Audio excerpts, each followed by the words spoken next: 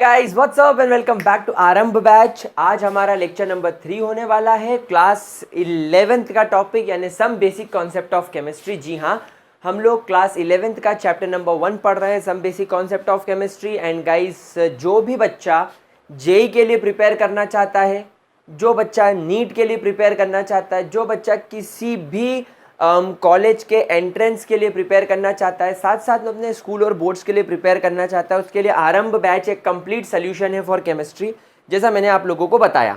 ठीक है, आरंभ बैच जो हम लोग ये पढ़ रहे हैं, ये ओवरऑल 2 साल का बैच होने वाला है। यानी कि इस साल हम इसमें 11th पढ़ेंगे, अगले साल आप ही लोग जब 12th में जाओगे तो आप लोग आरंभ बैच के अंदर पूरा 12th पढ़ोगे। ठीक है, तो चलो स्टार्ट करते हैं आज का हमारा टॉपिक। और मेरे प्यारे बच्चों, आज का जो टॉपिक हमारा होने वाला है that is called as uncertainty in measurements. Uncertainty in measurements यानी कि इसका क्या मतलब है सर, ये क्यों पढ़ रहे हैं? तो देखो, एक बात बताता हूँ, यूजुअली क्या होता है स्कूल लेवल पे या ऑफलाइन लेवल पे इन चीज़ों पे फोकस नहीं किया जाता, और फोकस ना करने की वजह से वो स्टूडेंट जिसने अभी अभी बायोलॉजी लिया है थोड़ा सा पिस जाता है और उसकी प्रिपरेशन ख़राब हो जाती है। तो क्योंकि मैं भी एक बायो स्टूडेंट रह चुका हूँ, मुझे पता है कहाँ मिस्टेक्स होती है, इसलिए मैं आपको ध्यान से बात पढ़ने के लिए बोलूँगा। ये टॉपिक केमिस्ट्री में क्यों डाला? देखो, जब कभी भी आप केमिस्ट्री में काम करते हो तो बेसिकली ये सारे सब्जेक्ट्स आर प्रैक्टिकल। देखो, आपको जो भी चीज़ आगे पढ़ाऊँगा मैं, atomic structure, bonding, states of matter, thermodynamics, आपको क्या लगता है ये सब किताबों में लिखी हुई बातें हैं? तो किताबों में अगर लिखी हैं तो किसने लिखी है भाई? डेफिनेटली कोई साइंटिस्ट ने काम किया होगा तभी लिखी है। उसने काम किया होगा, उसने उस टॉपिक पर रिसर्च की होगी, और रिसर्च हमेशा लेबोरेटरी में होती है। तो हमेशा ध्यान रखना, केमिस्ट्री के अंदर या साइंस में कहीं भी जो भी चीज़ होती है वो थ्योरेटिकल के साथ साथ एक्सपेरिमेंटल होती है, और एक्सपेरिमेंटल होने की वजह से उस एक्सपेरिमेंटल डेटा को आपको जो एक्सपेरिमेंटल डेटा मिला है, उस एक्सपेरिमेंटल डेटा को आप लोगों को रिप्रेजेंट करना आना चाहिए। अब जब कभी भी आप रिप्रेजेंट करने जाओगे एक एक्सपेरिमेंटल डेटा को, मैं क्या चाहूँगा कि वो डेटा एकदम सर्टन हो, वो डेटा एकदम एक्यूरेट हो, या एकदम एक्यूरेट ना हो तो एक्यूरेट के आसपास हो।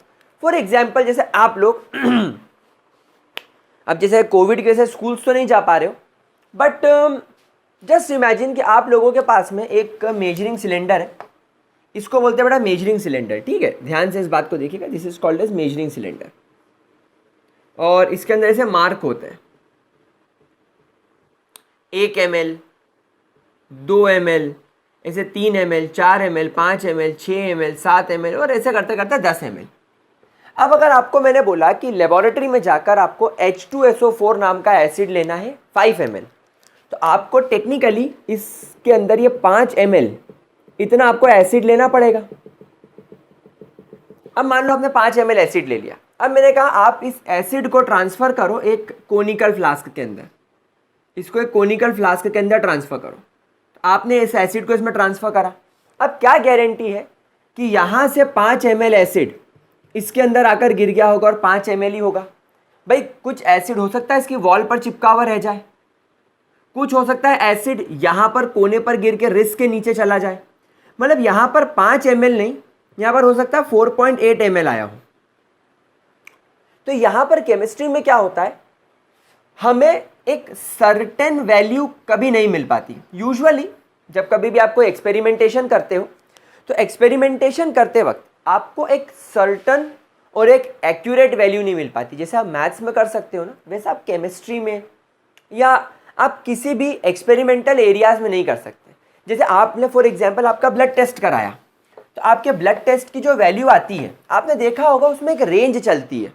जैसे मान लो प्लेटलेट काउंट तो 1.5 लाख से 4.5 लाख, ये एक रेंज है। क्योंकि हमको सबको मालूम है कि अगर मैं एक स्पेसिफिक रेंज दे दूंगा कि नहीं मेरे प्लेटलेट तो 2,40,000 होने चाहिए, तो जब मैं लेबोरेटरी में जब मैं आपके ब्लड पे टेस्टिंग करूंगा, प्लेटलेट्स काउंट करूंगा, तो मुझसे कहीं ना कहीं हल्का फुल्का एरर तो होगा। इसीलिए वहाँ पर हर जगह हम अनसर्टेनिटी को मानकर चलते हैं। तो हमेशा ध्यान रखना, जो भी आप मेजरमेंट करोगे यानी जब कभी भी आप किसी भी मैटर का कोई भी मेजरमेंट करोगे उसके अंदर कुछ अमाउंट में अनसर्टेनिटी रहेगी। अनसर्टेनिटी का मतलब क्या होगा, जो आपका एक्यूरेट रिजल्ट है, जो रिजल्ट एक्यूरेट है उसके आसपास थोड़ा सा आपका ओरिजिनल रिजल्ट आएगा। यानी जो ट्रू वैल्यू है जो होनी चाहिए उसके आसपास आपकी वैल्यू आएगी। जैसे आपको 5 ml मैंने एसिड लेने को बोला, तो इसकी श्योरिटी बहुत कम है कि आप एग्जैक्ट 5 ml लो। लेने को ले सकता है, आप डिपेंड करता है कि आप कितने स्किलफुल हो, आपकी स्किल कितनी अच्छी है। तो धीरे धीरे आपकी स्किल डेवलप होगी तो हो सकता है 5 ml ले लो, लेकिन क्या गारंटी है कि जो आपने मेजरिंग सिलेंडर लिया है उस पर मार्किंग ठीक है। हो सकता है मार्किंग ऊपर नीचे हो, तो ओरिजिनल में आपको दिख रहा है कि मैंने 5 ml लिया है, लेकिन लिया हो आपने 4.7 ml। तो डिपेंड करता है कि अनसर्टेनिटी रहेगी। क्या है बात समझ में आ गई? Great guys, as you all know, जैसे अभी मैंने अनअकैडमी पे ज्वाइन किया है एंड अनअकैडमी पर अभी मेरे 2 नए और बड़े इंपॉर्टेंट बैचेस आ रहे हैं। खैर वो बैचेस वैसे तो NTSC ओलंपियाड फाउंडेशन स्टूडेंट्स के लिए हैं, यानी जो बच्चा 8, 9 और 10th में है उसके लिए है। लेकिन वो जो बैच है जिसमें एक बैच का नाम है निर्माण, उस बैच का नाम है निर्माण। उस बैच के अंदर मैं एक्चुअली क्लास 11th का टॉपिक पढ़ा रहा हूँ at a very high level, यानी जेई और NEET level. So in case if you want to enroll, आप एनरोल कर सकते हो। दोनों बैचेस की कंप्लीट डिटेल, दोनों बैचेस की लिंक मैंने अपने डिस्क्रिप्शन बॉक्स में डाल दी है। मैंने मेरे अनअकैडमी के प्रोफाइल की लिंक भी डिस्क्रिप्शन बॉक्स में डाल दी है, एक बार आप ज़रूर चेक कर लेना। और अगर आपको ऐसा लगता है कि आपके साथ में कोई 8, 9, 10 का कोई बच्चा है और वो डिज़र्व करता है और उन्हें मैं क्योंकि नहीं पढ़ा पा रहा हूँ, तो आप उनको अनअकैडमी का बोल सकते हो, अदरवाइज हम तो यहाँ पर पढ़ ही रहे हैं। अब अनसर्टेनिटी इन द मेजरमेंट की तरफ अपन चलेंगे, लेकिन उसके पहले मैं आप लोगों को कुछ इंपॉर्टेंट पॉइंट्स सिखाना चाहूँगा अनसर्टेनिटी को, या अनसर्टेनिटी नहीं, बेसिकली आपने जो भी मेजरमेंट किया है उसकी एक्सपेरिमेंटल वैल्यूज़ को जब आप लिख कर दोगे, जब आप उसको थ्योरेटिकल फॉर्मेट में रिप्रेजेंट करोगे, तो रिप्रेजेंट कैसे किया जाएगा, उसको रिप्रेजेंट करने का सबसे पहला आपके पास में तरीका आता है साइंटिफिक नोटेशन के पहले मैं आपको पहले सिग्निफिकेंट फिगर सिखा दूं। हाँ चलो, तो मैं आपको सबसे पहले एक काम करता हूं, मैं एनसीईआरटी को फॉलो करता हूं। नहीं, एनसीईआरटी कह रही कि पहले साइंटिफिक नोटेशन सिखा दो, तो ठीक है मैं आपको पहले साइंटिफिक नोटेशन सिखा देता हूं, फिर सिग्निफिकेंट फिगर की तरफ चलेंगे। तो मैं आपको पहले साइंटिफिक नोटेशन सिखा देता हूं। चलो, अब साइंटिफिक नोटेशन क्या होता है, आओ इसकी तरफ अपन डिस्कशन करें। नाउ गाइस, क्या होता है केमिस्ट्री के अंदर, कभी कभी आपको बहुत ज़्यादा ह्यूज नंबर के साथ डील करना पड़ता है। Sometimes we have to deal with very huge number.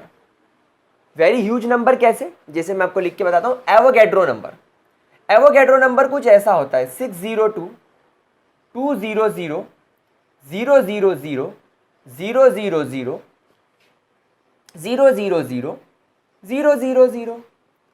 000 000 3 3 6 3 9 3 12 3 15 15 और 3 18 18 3 21 22 23 24। This is a very huge number. समझ रहे हो, मतलब लफड़ा समझ रहे हो। अच्छा, ह्यूज नंबर के अलावा कभी कभी आपको वेरी स्मॉल नंबर के साथ आपको कभी कभी डील करना पड़ता है। You have to deal with very small number. Small number कैसे, जैसे कि 0.000 000 000 000 000 000 000 000 3 3 6 3 9 3 12 15 18 21 22 23 24 25 26 27 28 29 30, ये नंबर। अब आप देखो ये नंबर कितना छोटा है, ये नंबर कितना छोटा है। अब मुझे एक बात बताओ, क्योंकि केमिस्ट्री में आप लोगों को इतने बड़े नंबर भी देखने को मिल सकते हैं और इतने छोटे नंबर भी देखने को मिल सकते हैं। नाउ क्या आप लोगों के लिए ये फ्रूटफुल होगा, क्या आप लोगों के लिए ये बेनिफिशियल होगा कि आप इस प्रकार के बड़े नंबर और इस प्रकार के छोटे नंबर को बार बार लिखो? भाई मैं तो बहुत आलसी हूँ और मैं चाहता हूँ कि आप लोग भी आलसी बने। बिकम लेजी, क्योंकि आप उसका लेजी होगे तो आप किसी भी टफ काम को करने के लिए एक शॉर्टकट ढूंढने की कोशिश करोगे, एक शॉर्ट रास्ता ढूंढने की कोशिश करोगे। और आज का वर्ल्ड उसी चीज़ पर तो है भाई। कौन बैग उठाए, बैग में किताबें रखे, बाइक चालू करे, ड्र कोचिंग जाए, कोचिंग पे सीढ़ी चढ़े, बेंच पे बैठे, बेंच के लिए लड़े, फिर आगे बैठने के लिए लड़े, फीस भरे और सामने टीचर पढ़ाए, कभी समझ आए कभी नहीं आए, कभी मूड हो कभी ना हो। आजकल यूट्यूब पे घर पे ही चड्डे में बैठे हैं, नहाए नहीं नहाए कोई मतलब नहीं, वहीं खा रहे हैं और बैठ के पढ़ रहे हैं, मज़ेदार काम। भाई शॉर्टकट आ गया हर चीज़ का बेटरमेंट हो गया था, आप भी भाई लेज़ी बनो। तो गाइस चलो मजाक की बात अलग है। हाँ तो भाई मैं तो बहुत आलसी हूँ, मैं इतना बड़ा नंबर लिखने के फेवर में नहीं हूँ, मेरे ख्याल से आप भी नहीं होंगे। अच्छा दूसरा लोचा क्या है, चलो ठीक है कभी लिखना भी हो तो मैं चला लूँ, लेकिन मुझे इन नंबर्स के साथ साथ में कभी मल्टीप्लिकेशन करना पड़ेगा, इन नंबर को कभी मुझे डिवीजन करना पड़ेगा, इन नंबर का कभी मुझे एडिशन करना पड़ेगा, इन नंबर का कभी मुझे सब्ट्रैक्शन करना पड़ेगा। मतलब इन नंबर के साथ मुझे खेलना भी है, इन नंबर के साथ मुझे कैलकुलेशन भी करने हैं।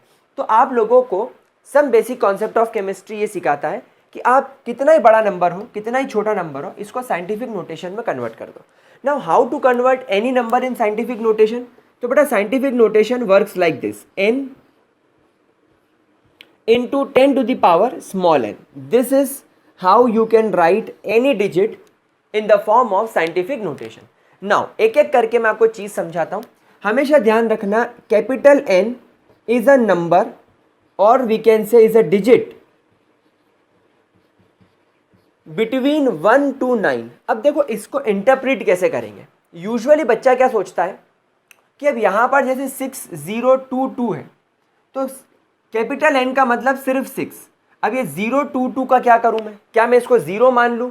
नहीं, यहां पर एक बात समझना, इस कैपिटल N को आपकी किताबें जरूर ऐसा लिखती है, लेकिन आप एक पॉइंट मेरा भी इसके अंदर ऐड कर लो, एक पॉइंट इसके अंदर मेरा भी ऐड कर लो। It is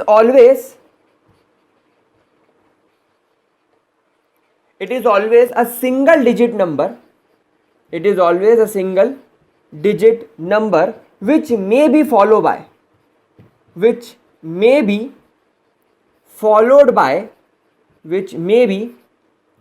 by other digits हो सकती हैं, which may be followed by other digits but after a decimal। यानी आपको एक डेसिमल लगाना पड़ेगा और डेसिमल के बाद में फिर इसको कितनी ही डिजिट फॉलो करें मुझे उससे कोई लेना देना नहीं होगा।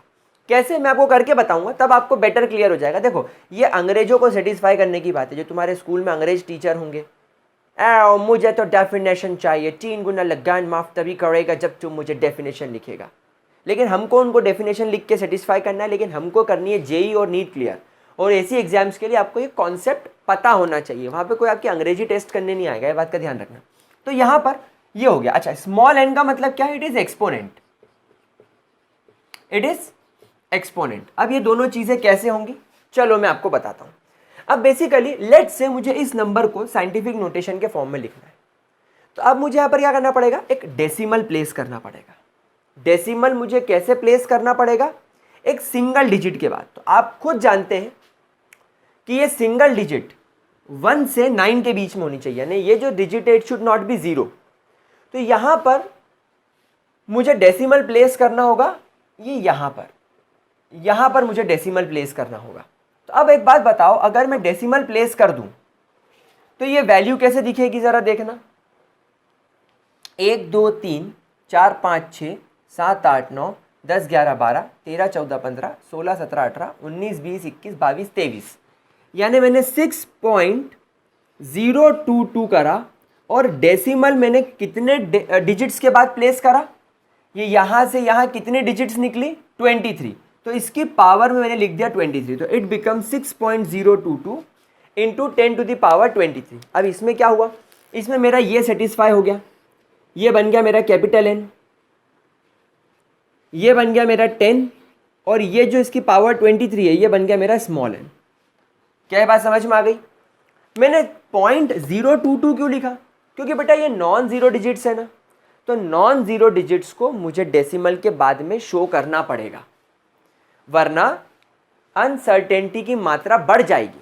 आप देखो ना 6 के बाद में 0.022 है, मतलब ये वैल्यूज है, इनका अपना कुछ वैल्यू है। अगर ये 0 होता तो मैं नहीं लिखता, अगर मान लो ये ऐसा होता 6, ये अगर यहाँ पर कुछ होता ही नहीं, बस ये ऐसा नंबर होता, तो क्या मैं 0 0 लगाता? नहीं, फिर मैं इसको कैसा लिखता, 6 इंटू 10 टू द पावर 23, खत्म। लेकिन अगर नॉन ज़ीरो डिजिट्स हैं, लेकिन अगर नॉन ज़ीरो डिजिट्स हैं तो फिर मुझे उनको मेंशन करना पड़ेगा। हाँ, क्योंकि आपने डेसिमल यहाँ लगा दिया है तो ये 1 2 3 4 5 6 7 8 9 10 11 12 13 14 15 16 17 18 19 20 21 22 23 ये 23 मैंने यहाँ पर प्लेस कर दिया। क्या ये बात समझ में आ गई? कोई दिक्कत, कोई परेशानी? अच्छा, अब यहाँ पर देखो डेसिमल ऑलरेडी है, लेकिन डेसिमल 0 के बाद है और साइंटिफिक नोटेशन क्या कहता है कि capital N should be a value between 1 to 9, it should never be 0। जो ये वैल्यू है इट शुड नेवर बी 0, मतलब ये अभी साइंटिफिक नोटेशन के फॉर्म में नहीं है। तो अब मुझे डेसिमल को इधर खसकाना पड़ेगा। कहाँ तक? ये यहाँ तक। 9 और 1 के बीच में मुझे डेसिमल लाना पड़ेगा। तो चलो 9 और 1 के बीच में डेसिमल लाते हैं। तो डेसिमल को कितना इधर खसकाना पड़ेगा? 1 2 3 4 5 6 7 8 9 10 11 12 13 14 15 16 17 18 19 20 21 22 23 24 25 26 27 28 29 30 31। इसे मैंने एक जीरो ज़्यादा जोड़ दिया, 31, 2 जीरो इनफेक्ट ज़्यादा जोड़ दिया, 91 सॉरी, 3 3 6 3 9 3 12 15 18 21 24 27 28 29 30 और एक जीरो बढ़ा दिया 31। ठीक है, तो अब मैंने डेसिमल को 31 डिजिट्स राइट में शिफ्ट किया। तो अब जब मैंने लिखा इसको तो ये हो गया 9.1 इंटू 10 टू द पावर -31। तो ये बन गया मेरा साइंटिफिक नोटेशन। तब आप देखो आपने इतने बड़े नंबर को कैसे छोटू सा नंबर बना के लिख दिया। इतने बड़े नंबर को देखो कितने छोटू सा नंबर बना के लिख दिया। This is how you can write scientific notation. अब आपके मन में बस एक ही सवाल आएगा कि जब आपने डेसिमल को राइट ले गए तो एक्सपोनेंट में आपने माइनस लगाया, और जब आप डेसिमल को लेफ्ट तरफ लाए, यहाँ पर लाए, तब आपने पॉजिटिव लगाया। ऐसा क्यों? देखो बेटा सीधी सी बात है, सीधी सी बात है। 6.022 को अगर 10 इंटू 10 इंटू 10 इंटू 10 यानी 10 बार, सॉरी 23 टाइम्स अगर आप 10 से मल्टीप्लाई करोगे तो डेसिमल ऑब्वियसली इधर शिफ्ट होता जाएगा। 60.22 602.2 6022 0 0 0 0 0 बढ़ते आएंगे। तो बेसिकली जब कभी भी आप डेसिमल लेफ्ट ले जाते हो एक्सपोनेंट में प्लस आएगा, और जब कभी भी डेसिमल आप राइट ले जाते हो दैट मीन्स आप इस डिजिट को इतने टाइम्स डिवाइड कर रहे हो। तो जब 10 टू द पावर -31 होगा तो एक्चुअली 9.1 को आप 10 इंटू 10 इंटू 10 यानी 31 टाइम्स आप 10 से डिवाइड कर रहे हो। तो जितनी बार डिवाइड करोगे उतने उसके आगे जीरो बढ़ते जाएंगे। खैर ये बात भी ठीक है, मैं आपको एक ट्रिक सिखाने वाला हूँ इस पर, और वो ट्रिक मैंने लास्ट ईयर बच्चों को सिखाई थी और उनके लिए बहुत हेल्पफुल रही थी। तो वो ट्रिक क्या है वो मैं आपको ज़रूर बताऊंगा, बट पहले ज़रा इसका स्क्रीनशॉट ले लो और 2-3 एग्जाम्पल करके देख लेते हैं। चलो, तो 2-3 एग्जाम्पल मैं आपको करवा देता हूँ ताकि आपको थोड़ी सी प्रैक्टिस बन जाए। उसके बाद तो क्या है कि देखो प्रैक्टिस आपको करनी है, और धीरे धीरे जैसे जैसे अपन केमिस्ट्री में आगे बढ़ते चलेंगे और बड़े बड़े कैलकुलेशंस करेंगे तब ऑटोमेटिकली चीज़ आपको और क्लियर अप हो जाएगी। जैसे मान लो आपके पास में एक सवाल है 478.54, एक नंबर ये है, एक नंबर लेट्स आपके पास में 0.079, एक नंबर आपके पास में 0.825, एक नंबर आपके पास में है 4798.7542। चलो 9 ले लिया।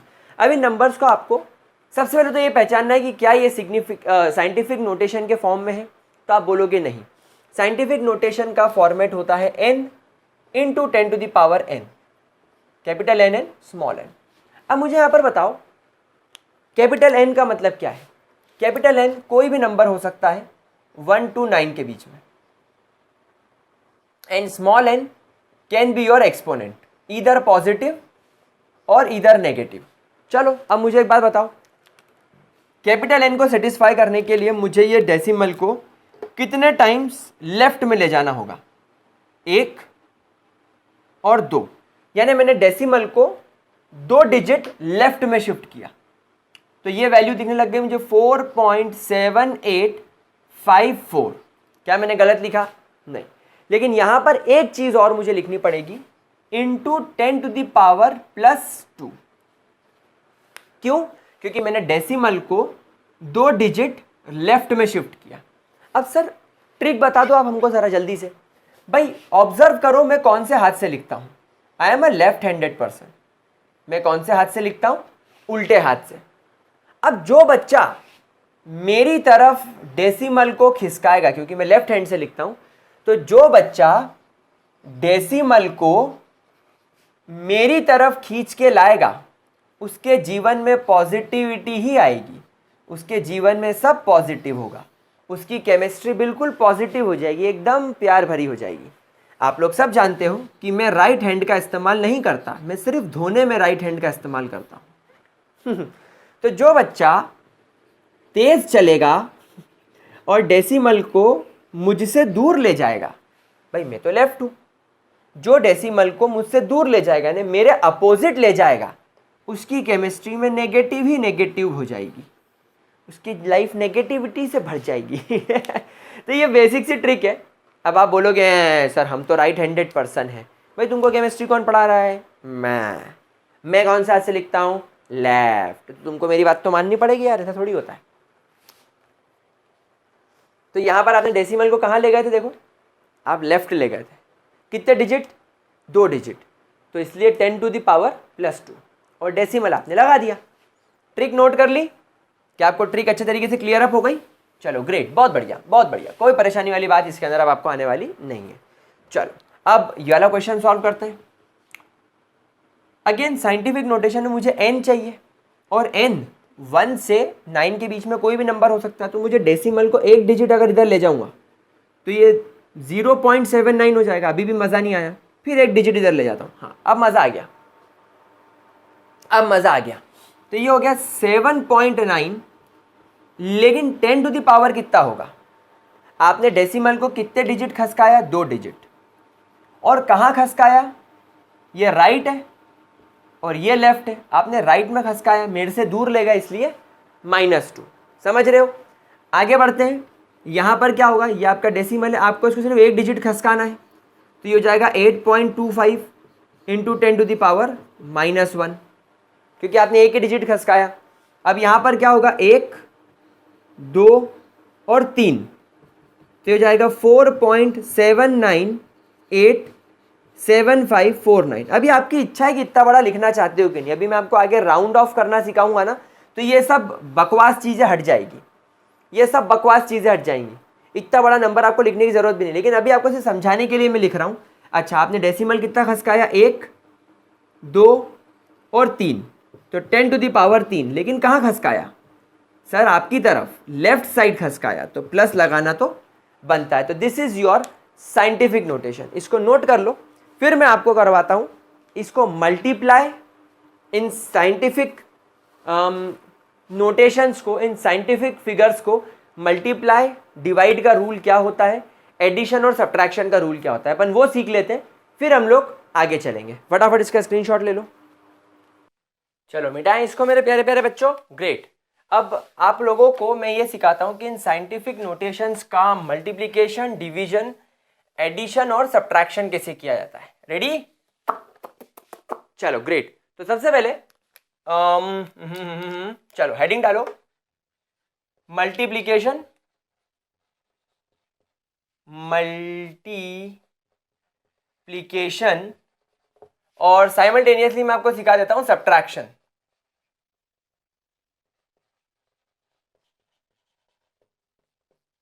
ठीक है, तो हम लोग मल्टीप्लिकेशन एंड सब्ट्रैक्शन एक साथ सीखेंगे।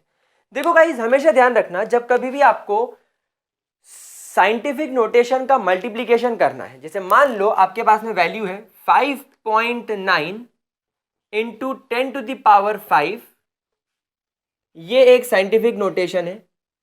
इसका आपको मल्टीप्लिकेशन करने को दे दिया जाए 3.9 इंटू 10 टू द पावर 3 से, तब यहां पर क्या करना है? बहुत इजी सा रूल फॉलो करना है, एकदम इजी और एकदम पीजी रूल फॉलो करना है। क्या रूल फॉलो करना है? ये जो वैल्यूज है इनको आप पहले अलग कर लो, यानी आप 5.9 मल्टीप्लाई बाय 3.9 कर लो, मल्टीप्लाई बाय 10 और 10, क्योंकि ये बेस इसका कॉमन है, यहां लिख लो। हमेशा ध्यान रखना इन मल्टीप्लिकेशन ये जो एक्सपोनेंट्स है ये ऐड हो जाते हैं, exponents will be add up. क्या बात समझ में आ गई? कोई दिक्कत, कोई परेशानी? तो ये हो गया आपका सॉल्व। अब आप इसको जरा सॉल्व कर लो भाई। 5.9 और 3.9 है ना, अपन इसको एग्जैक्टली एक बार सॉल्व करके देख लेते हैं। कैलकुलेटर का मैं यूज कर लेता हूँ। 5.9 multiply by 3.9 it will give you 23.01। तो जो आपको वैल्यू मिल रही है इट इज 23.01 इंटू 10⁸8। क्या ये अभी भी साइंटिफिक नोटेशन के फॉर्म में आया है? नहीं आया है। शाबाश, जिन बच्चों ने नहीं बोला वेरी गुड। क्यों नहीं आया है? क्योंकि यहाँ पर n का मतलब होता है सिर्फ एक डिजिट जो 1 से 9 के बीच में है, लेकिन यहाँ तो 2 डिजिट आ रहे हैं डेसिमल में। डेसिमल के पहले 2 डिजिट आ रही है जो कि गलत है। दैट मीन्स हमें डेसिमल को एक डिजिट लेफ्ट में शिफ्ट करना पड़ेगा, और लेफ्ट मतलब मेरी तरफ। तो जब आप लेफ्ट में शिफ्ट कर रहे हैं तो it will become 2.301 into 10⁸8 into 10⁻1, क्योंकि आपने डेसिमल को एक डिजिट लेफ्ट में शिफ्ट किया है तो 10 की पावर में 1 तो आएगा, और 10 की पावर में 8 और 10 की पावर में 1 ये दोनों ऐड हो जाएंगे। तो इन दोनों को आप डायरेक्टली ऐड अप करके 8 तो पहले थे और एक आ गया तो ये हो गया 10⁹9। This is your correct answer. बोलो समझ में आ रही है बात? एक क्वेश्चन और सॉल्व करोगे? चलो एक क्वेश्चन कौन सा करवाऊं? चलो एक 5, हाँ चलो 4.6 इंटू 10⁻6 एंड 3.9 इंटू 10⁻6। चलो 4.6 इंटू 10⁻6 मल्टीप्लाई बाय 3.9 इंटू 10⁻9। चलो इसको सॉल्व करो जरा, क्या आंसर आ रहा है? क्या करा होगा आप लोगों ने? आप लोगों ने 4.6 इंटू 3.9 अलग कर लिया होगा, और आपने 10⁻6 और 10⁻9 को ऐड कर दिया होगा दोनों का, क्योंकि बेस तो सेम है। तो क्या वैल्यू आई? कुछ 17।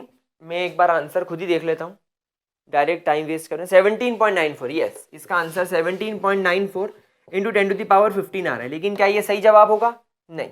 साइंटिफिक नोटेशन के रूल के हिसाब से मुझे डेसिमल को अगेन एक डिजिट लेफ्ट में ले जाना पड़ेगा, तो 10⁻+1 से वैल्यू बढ़ जाएगी, और 10⁻15 तो ऑलरेडी है ही, तो वैल्यू बन जाएगी 1.794 into 10⁻16। This is your answer. तो क्या आपको मल्टीप्लीकेशन करना आ गया? भाई मल्टीप्लीकेशन करना is a simple halwa kind of thing. कोई परेशानी क्या? किसी भी टाइप की, किसी भी तरीके की कोई दिक्कत? पक्का? अच्छा एक बात मुझे बताओ, जैसे मान लो यहां पर कभी एक लफड़ा हो जाता कि ये 10⁻−5 हो जाता, तो क्या होता? कुछ नहीं। तो भी क्या होता? कुछ नहीं होता। 5.9 लिखता मैं, 3.9 लिखता मैं, इंटू 10⁻−5 लिखता और +3 लिखता। लेकिन बस यहां पर चेंज ये हो जाता कि -5 में से +3 जाने पर वैल्यू बचती यहां पर -2, बस। और जब मैं डेसिमल को एक डिजिट उधर ले जाता तो इंटू 10⁻+1 आ जाता, तो +1 -2 बचता 10⁻−1, बस। ये आपकी वैल्यू में कोई बदलाव आता? ऐसा कोई ज्यादा चिंता करने वाली बात नहीं होती, ठीक है ना। चलो अब हम लोग सब्ट्रैक्शन की तरफ बढ़ते हैं। सब्ट्रैक्शन के अंदर सब कुछ सेम रहता है, बस एक छोटा सा पॉइंट चेंज हो जाता है। यहां पर सब्ट्रैक्शन के अंदर मेरे प्यारे बच्चों, नहीं सब्ट्रैक्शन नहीं यार, एडिशन सब्ट्रैक्शन अपन यहां पहले डिवीजन सीख लेते हैं। Let's learn division first, subtraction नहीं। पहले मैं आपको डिवीजन सिखा देता हूं। डिवीजन, एडिशन सब्ट्रैक्शन क्योंकि सेम चीज पर वर्क करता है। डिवीजन, अब मान लो यहां पर आपको डिवीजन करना है 5.65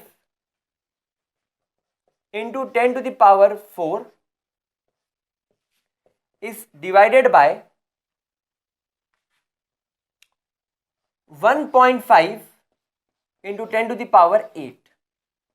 आपको इसको डिवाइड करना है।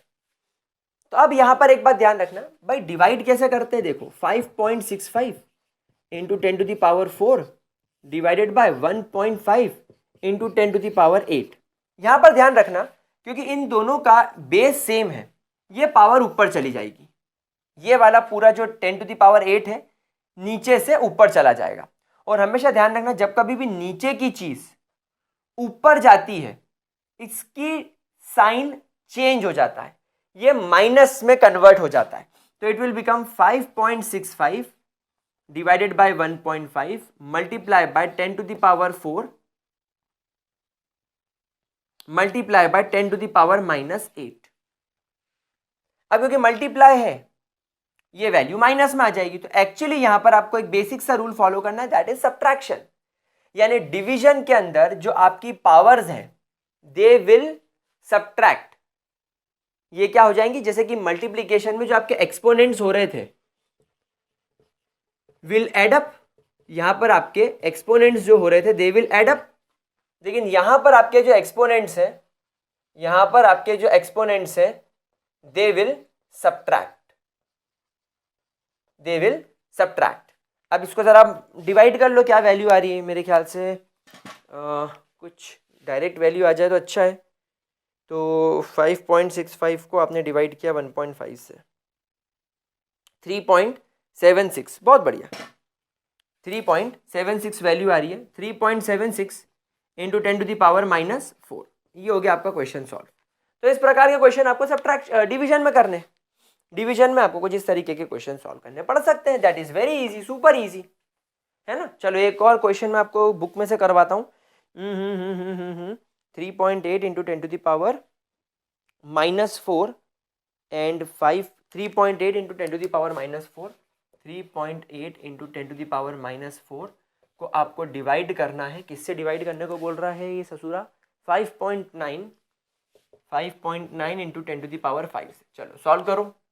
अब यहाँ पर घबराना मत कि सर इसमें माइनस है तो क्या करेंगे, क्या करेंगे, कुछ नहीं करेंगे, जो करते आए हैं वही करेंगे। मैं आंसर चेक कर लेता हूँ। ओके, क्या करा भैया, बहुत आसान, 3.8 को डिवाइड पे लगा दिया 5.9 से, into 10 to the power -4 -5। Sir ये कैसे लिख दिया आपने, मैंने आपको हमेशा सिखाया है कि क्योंकि इनका बेस सेम है, इनकी पावर सब्ट्रैक्ट हो जाएगी, इनकी पावर सब्ट्रैक्ट हो जाएगी। अब क्योंकि ये ऑलरेडी -4 है तो मेरे को क्या फर्क पड़ता है, हो नहीं हो नहीं हो, भाई मेरा क्या बिगड़ रहा है, और यहां पर सब्ट्रैक्शन आना ही है, और ये +5 है तो ये 5 लिख दिया मैंने, सिंपल। ये वैल्यू हो जाएगी 0.64 इंटू 10 टू द पावर -9। अब क्योंकि यहां पर मुझे साइंटिफिक नोटेशन में वैल्यू ले जानी, मुझे एक डिजिट राइट में ले जानी पड़ेगी, क्योंकि साइंटिफिक नोटेशन हमेशा यही सिखाता है। अब क्योंकि मैं राइट में ले गया तो एक -1 आएगा, और -9 तो पहले से है, -9 -1 ये दोनों ऐड होके क्या हो जाएंगे, -10। तो 6.4 into 10 to the power -10 is your correct answer. तो इस प्रकार आपको मेरे प्यारे बच्चों डिवीजन को सॉल्व करना है। डिवीजन के सवाल आपको इस तरीके से सॉल्व करने पड़ सकते हैं। मेरे ख्याल से किसी प्रकार की कोई भी दिक्कत आप लोगों को नहीं होनी चाहिए। अच्छा, इमेजिन करो ये भी -5 होता, इमेजिन करो ये भी -5 होता, तो ये माइनस का साइन है, -5 हो जाता, तो माइनस माइनस प्लस हो जाते, तो ये -4 + 5 हो जाता। याद रखना, अगर सेकेंड वाली टर्म जो नीचे जा रही है उसकी वैल्यू माइनस में हो तो वो ऊपर जाके प्लस हो जाएगी, तो यहां पर सिंबल प्लस हो जाएगा, है ना। जैसे मान लो, क्या बोलना चाह रहा हूं मैं कि ये माइनस है, तो अब इसको मैं कैसा लिखता, -5, तो it will become +5, minus minus plus हो जाता, तो यहां पर आपको क्या वैल्यू मिलती, +1 वैल्यू मिलती। और क्योंकि ये +1 होती और मैं डेसिमल एक डिजिट लेफ्ट में ले जाता तो ये -1 हो जाता, तो माइनस माइनस और प्लस कट जाता, सिर्फ वैल्यू क्या बचती, 6.4। तो ठीक है, सिंप्लीफाई ज्यादा हो गया वो, बट चलता। आगे बढ़े, चलो ग्रेट। तो एडिशन सब्ट्रैक्शन की तरफ चलते हैं हम लोग। डिवीजन हम लोगों ने बड़े अच्छे तरीके से सीख लिया है, डिवीजन के अंदर हमको किसी भी तरीके की कोई भी प्रॉब्लम नहीं है। अब हम लोग एडिशन और सब्ट्रैक्शन को फटाफट देखेंगे, क्योंकि ये सब चीजें अब इजी होती जा रही हैं आप लोगों के लिए। सब्ट्रैक्शन और एडिशन, बस इन दोनों का एक ही रूल है, एक्सपोनेंट को आपको इक्वल करना है, exponent should be made equal. यहां पर आपको बस एक ही रूल फॉलो करना है, आपके जो एक्सपोनेंट है should be made equal, exponent should be equal, और अगर इक्वल ना हो तो they should be made equal. जैसे फॉर एग्जांपल आपको एक सब्ट्रैक्शन करना है, 5.6 इंटू 10⁻³ को ये माइनस कर रहा है 6.2 इंटू 10⁻⁻4 से। ये लो, करो जरा इसको सॉल्व, देखे जरा क्या आंसर आ रहा है, ट्राई करके देखो। या तो उसको -4 बना लो या इसको -3 बना लो, जो आपकी इच्छा हो, जो आपकी इच्छा हो। इसको -3 बना लो, तो -3 बनाने के लिए क्या करना पड़ेगा, 6.2 इंटू 10⁻⁻4 को अगर आपको -3 बनाना है, मतलब आपको 10⁻⁻4 में +1 जोड़ना पड़ेगा। और +1 जोड़ने के लिए डेसिमल को मुझे लेफ्ट में ले जाना पड़ेगा, क्योंकि जब कभी भी डेसिमल एक डिजिट लेफ्ट में जाएगा +1 ही आएगा। तो 0.62 इंटू 10⁻³ हो गया है। तो अब आपका ये -3 और ये -3 एक्सपोनेंट बराबर होगा, इसलिए मैंने इनको कॉमन निकाल लिया। 5.6 को 0.62 से माइनस कर देना, जो भी आपकी वैल्यू आए आपका आंसर निकल जाएगा। क्या बात समझ में आ गई?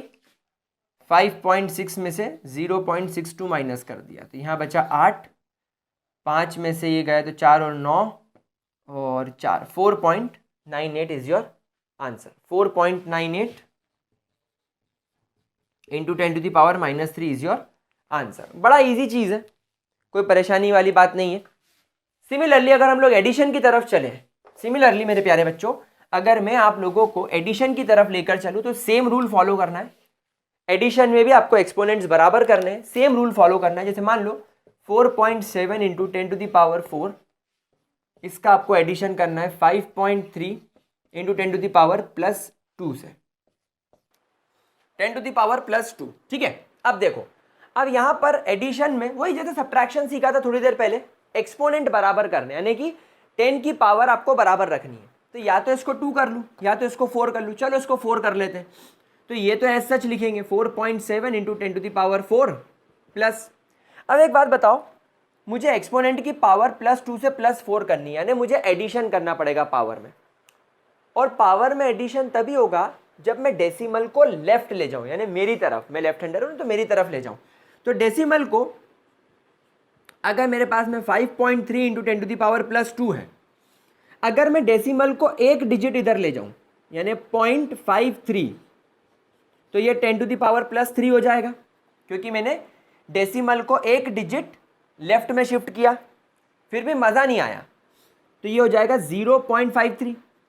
मैं डेसिमल को एक बार और इधर ले जाता हूं, तो ये हो जाएगा 0.053 इंटू 10⁻+4। हाँ, हो गया हमारा काम। तो क्या आपको पॉइंट समझ में आया क्या करना है? ठीक है, तो बस अब मैं यहाँ पे लिख दूँ 0.053। ठीक है, तो यहाँ पर मैं लिख देता हूँ, मैंने डेसिमल को 2 डिजिट, 1 और 2 डिजिट उधर ले गया, तो इट विल बिकम 0.053 इंटू 10⁻+4। बस इन दोनों का सम कर दो, तो वैल्यू क्या हो जाएगी? हो जाएगा 4.753 इंटू 10⁻4। एक्सपोनेंट आपके कॉमन आ जाएंगे। क्या ये पॉइंट समझ में आ गया? तो कुछ इस तरीके से आपको एडिशन के सवाल करने पड़ सकते हैं। ठीक है, देख लिया आप लोगों ने इसको, कोई परेशानी? चलो एक सवाल मैं और करवाता हूं, देखो और मस्त सवाल है।